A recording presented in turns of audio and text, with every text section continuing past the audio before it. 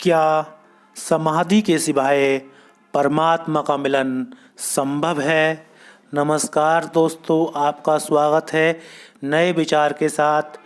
ओशो की ध्यान सूत्र किताब से 8वें प्रवचन में इन्होंने अपने कहा है, क्या समाधि के सिवाय परमात्मा का मिलन संभव है। इन्होंने समाधि है द्वार 8वें प्रवचन में बहुत ही अच्छा कहा है। नहीं संभव है, समाधि तो केवल द्वार है। जैसे कोई कहे कि क्या बिना द्वार के इस मकान के अंदर आना संभव है, तो हम कह सकेंगे नहीं आ सकते, हम कहेंगे नहीं संभव है। और अगर वह कहे कि दीवार तोड़कर भी आ जाएं, तो हम कहेंगे वह द्वार हो गया। तो द्वार क्या, अगर हम कहें कि इस मकान में द्वार से आने के सिवाय कोई रास्ता नहीं है और वह किसी दीवार को तोड़कर अंदर आ जाए, तो हम कहेंगे वह रास्ता हो गया, वह द्वार हो गया। लेकिन इस मकान में बिना द्वार के आना संभव नहीं है।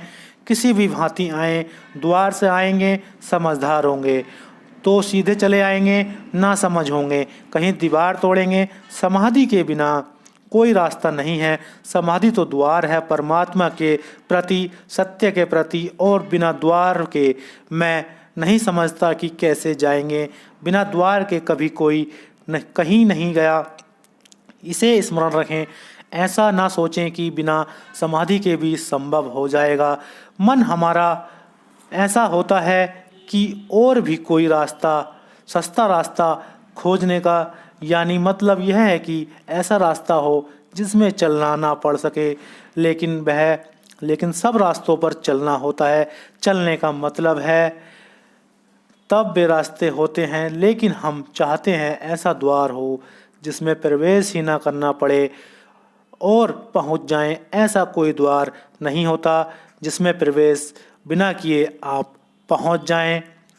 पर हमारे मन की कमजोरियां हैं बहुत, और हमारे मन की कमजोरियां ये हैं कि हम कुछ भी नहीं करना चाहते और कुछ पाना चाहते हैं।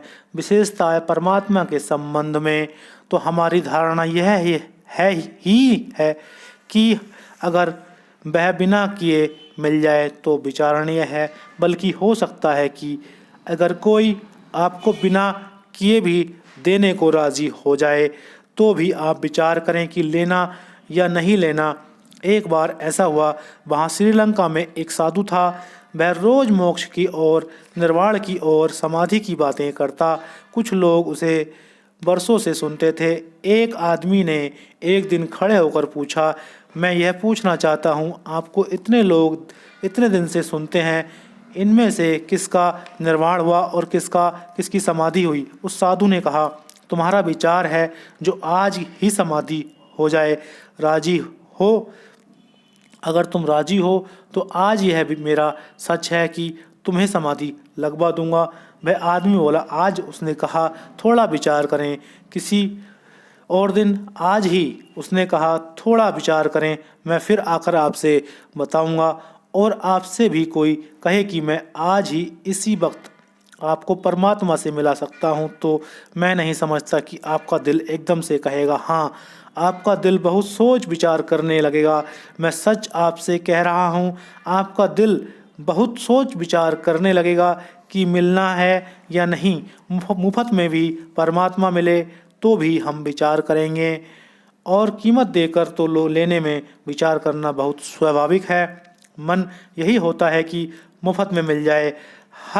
हम मुफ्त में उस चीज़ को पाना चाहते हैं जिसका हमारे मन में कोई मूल्य नहीं, यानी हम निर्मूल्य उसे पाना चाहते हैं जिसका हमारे मन में कोई मूल्य नहीं। मूल्य से हम उसे पाना चाहते हैं जिसका हमारे मन में मूल्य है। अगर परमात्मा के प्रति थोड़ा भी ख्याल पैदा हो तो आप पाएंगे कि आप अपना सब देने को राजी हैं।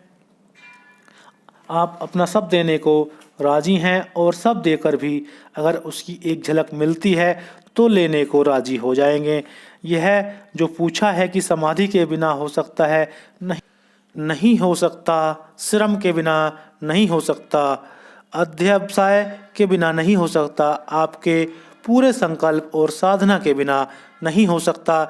लेकिन इस तरह के जो कमज़ोर लोग हैं, वे कमज़ोर लोग कुछ समझदार लोगों को शोषण का मौका देते हैं।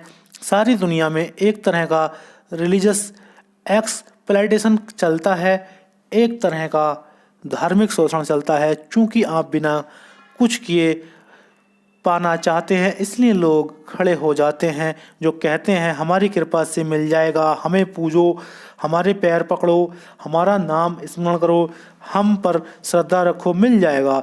और जो कमज़ोर लोग हैं वे इस वजह से उनकी श्रद्धा करते हैं और पैर छूते हैं और जीवन गंवाते हैं। कुछ भी नहीं मिलेगा, यह सिर्फ एक शोषण है, यह सिर्फ एक शोषण है। कोई गुरु परमात्मा नहीं दे सकता, परमात्मा तक जाने का मार्ग दे सकता है, लेकिन मार्ग पर खुद चलना होता है।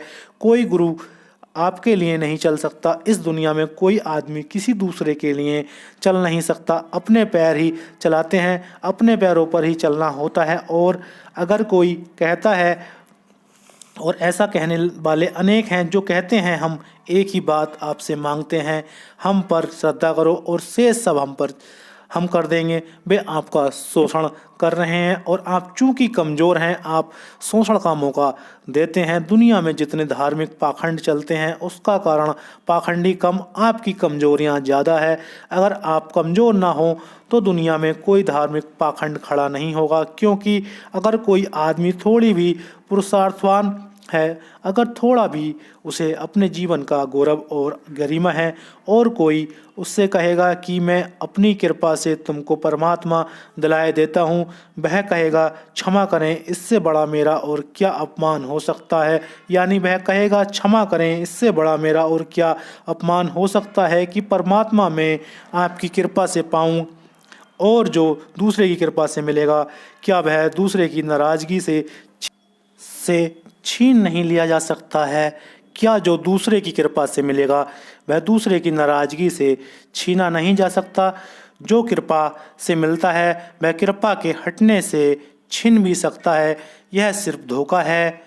जो परमात्मा मिले और छीन लिया जाए और जिसे कोई दूसरा दे सके, कोई दुनिया में किसी दूसरे को सत्य और परमात्मा नहीं दे सकता। अपने ही श्रम से और अपनी ही साधना से उसे पाना होता है। इसलिए क्षण भर को भी, रत्ती भर को भी मन में कभी यह ख्याल ना आने दें। यह कमजोरी घातक साबित होती है और इस कमजोरी की वजह से आप तो टूटते हैं। आप पाखंड को, धोखों को, झूठी गुरुमणों को फैलाने का मौका देते हैं। वे असत्य है, उसका कोई मूल्य नहीं, और वे घातक हैं और विषाक्त हैं। तो दोस्तों, समाधि के सिवा परमात्मा का मिलन संभव नहीं है। ये साफ साफ इन्होंने इस वचन में कहा है, क्योंकि समाधि ही पहला द्वार है परमात्मा से मिलने का। तो इन्होंने अपने वचन में बहुत अच्छे से समझाया, बहुत अच्छे से सुनाया है, और आपने पूरा सुना उसके लिए बहुत बहुत दिल से धन्यवाद। Thank you.